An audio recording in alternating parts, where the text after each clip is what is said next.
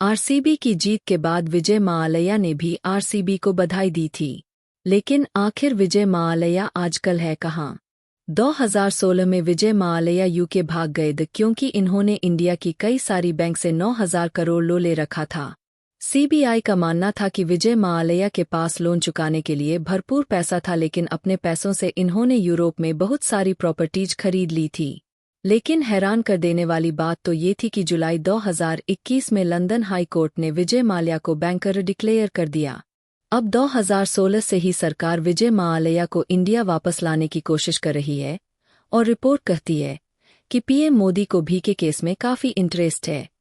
15 अप्रैल 2024 को इंडिया और फ्रांस के बीच एक मीटिंग भी हुई थी कि कैसे विजय माल्या को जल्दी से जल्दी इंडिया वापस लाया जाए और उन्हें सजा भी सुनाई जाए। 2016 बैंकों और अदालतों द्वारा ऋण चूक के लिए पीछा किए जाने के कारण माल्या ने भारत छोड़ दिया।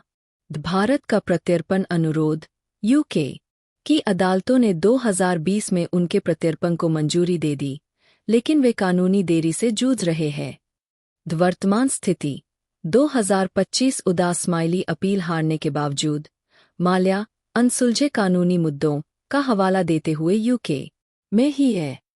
पॉडकास्टर राज शमनी के साथ 4 घंटे की खुलकर बातचीत में माल्या ने कई विवादों पर अपनी चुप्पी तोड़ी। 1. मैं चोर नहीं हूँ। माल्या का दावा, मुझे भगोड़ा कहिए लेकिन चोर नहीं। चोरी कहाँ है? उनका तर्क है कि व्यावसायिक विफलताएं धोखाधड़ी नहीं है।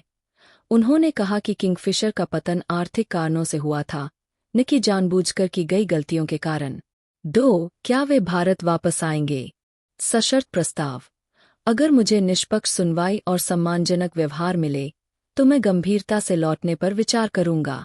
उनका दावा है कि वे भारत से भागे नहीं थे, बल्कि एक निर्धारित यात्रा पर निकले थे और कानूनी उत्पीड़न के कारण वापस नहीं लौटे। 3. 2008 के वित्तीय संकट को दोषी ठहराते हुए उनका कहना है कि किंगफिशर का पतन वैश्विक मंदी, रुपये के मूल्य ह्रास और तरलता के कम होने के कारण हुआ।